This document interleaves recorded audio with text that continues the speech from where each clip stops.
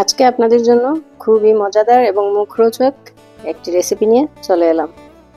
আসসালামু আলাইকুম, welcome to my cooking channel Shahrin's cooking artistry. অসাধারণ একটি রেসিপি, ফুল রেসিপিটি দেখার জন্য আমার সাথেই থাকুন। আজকে আমি আপনাদেরকে টুনা ফিশের বিরিয়ানি করে দেখাবো। এর জন্য আমি এখানে নিয়ে নিচ্ছি 2.5 কাপ বাসমতি চাল।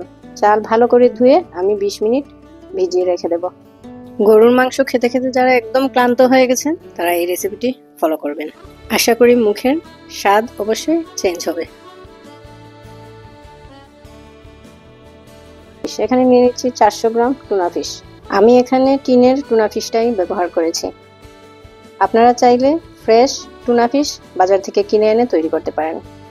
এখানে একটি প্যানের মধ্যে নিয়ে নিলাম 1/4 কাপ তেল, দিয়ে দিলাম 2টো পেঁয়াজ কুচি, দিয়ে 2 মিনিট এটাকে কষাবো। এরপরে দিয়ে দিচ্ছি 1 টেবিল চামচ পেঁয়াজ বাটা, 1 টেবিল চামচ আদা বাটা, 1 টেবিল চামচ রসুন বাটা। এটাকে আমি আরো 2 মিনিট কষিয়ে নেব।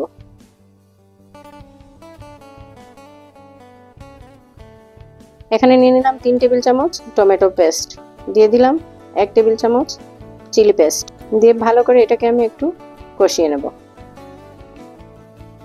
এখন দিয়ে দিচ্ছি গোল করে কেটে রাখা 4টা আলু। 4টা আলুকে আমি অর্ধেক করে নিয়েছি।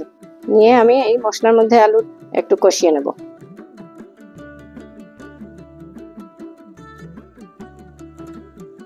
দিয়ে দিলাম স্বাদ মতো লবণ।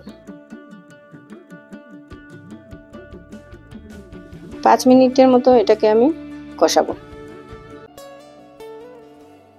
এখন ঢেকে দিয়ে দিচ্ছি। আবারও নেড়ে চেড়ে এখন আমি দিয়ে দেবো এতে 1 কাপ গরম পানি,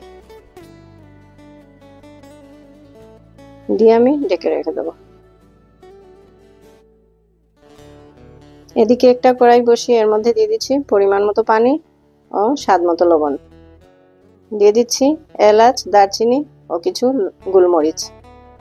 দিয়ে দিলাম 1 টেবিল চামচ ঘি। এখন দিয়ে দিব 2টো তেজপাতা। আলু প্রায় সেদ্ধ হয়ে এসেছে। এখন আমি দিয়ে দিচ্ছি টুনা ফিশ। কিছু মাছ আমি রেখেছি পরে উপরে দেওয়ার জন্য। এটাকে আমি আলুর সাথে মশলার মধ্যে একটু কষিয়ে নেব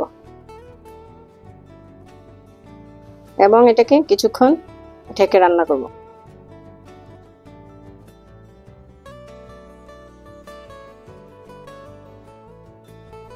পানিটা বলক চলে এসেছে। এখন আমি দিয়ে দিলাম চাল।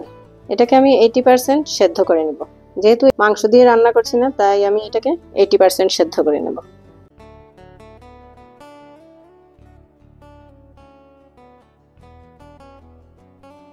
চালটা সেদ্ধ হয়ে গেছে। এখন আমি একটি চালনিতে ছেঁকে নিচ্ছি।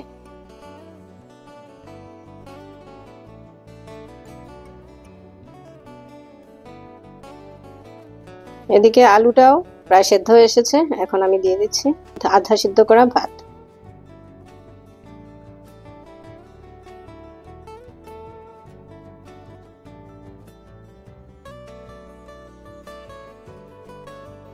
এখন দিয়ে দিচ্ছি স্যাফরন। স্যাফরনটা আমি অল্প একটু দুধের মধ্যে ভিজিয়ে রেখেছিলাম। এখন একটু গর্ত করে করে দিয়ে আমি একটু জর্দার রং দিয়ে দিচ্ছি। এটা দিলে কালারটা খুবই সুন্দর লাগে দেখতে। রাজকীয় রাজকীয় একটা ভাব আছে এই রেসিপিটির মধ্যে।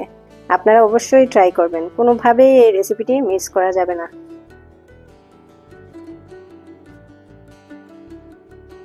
এখন আমি যে মাছটুকু তুলে রেখেছিলাম সেই মাছটুকু আমি উপরে দিয়ে দিচ্ছি।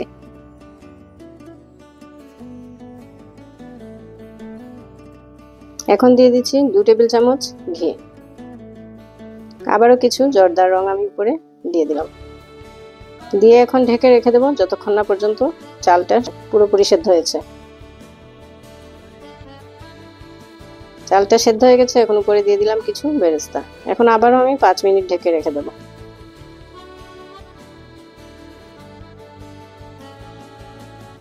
খুবই সুন্দর একটা ফ্লেভার এসেছে এবং একদম ঝরঝরে হয়েছে, দেখতেও খুবই দারুণ হয়েছে।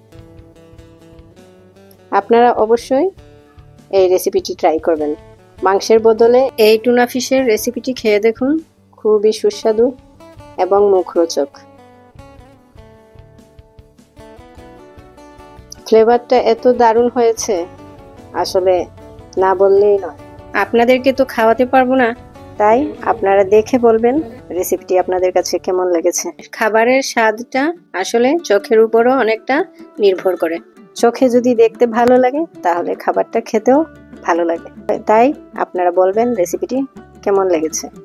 রেসিপিটি যদি ভালো লেগে থাকে তাহলে অবশ্যই একটা লাইক, কমেন্ট ও শেয়ার করে আমার সাথে থাকবেন। পরবর্তী রেসিপি দেখার আমন্ত্রণ রইল।